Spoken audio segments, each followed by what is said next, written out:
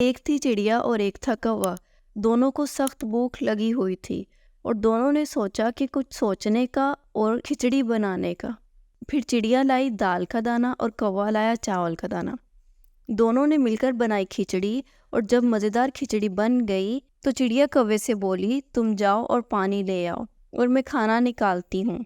खाना देखकर चिड़िया ने कहा, कौवा तो चला गया है, क्यों ना मैं थोड़ा सा खाना चख लूँ। थोड़ी थोड़ी करते चिड़िया सब खिचड़ी खा गई और उसे पता भी ना चला कि खिचड़ी ख़त्म हो गई। उसने सोचा कि अब कौवा मुझसे नाराज़ होगा और फिर उसे एहसास हुआ कि ये क्या कर दिया है मैंने। उसने खिचड़ी तो सारी ख़त्म कर दी है, अब कौवा मुझे मारेगा। इतने टाइम में कौवा भी आ गया। कौवे ने ये सब माजरा देखा तो उसे बहुत गुस्सा आया, लेकिन चिड़िया को अपनी गलती का एहसास हुआ और उसने कौवे से माफ़ी मांगी और सारा मामला सुनाया और उसने कहा कि मैं दोबारा ऐसा नहीं करूँगी। और फिर उसने कौवे को दोबारा से खिचड़ी बना कर दी।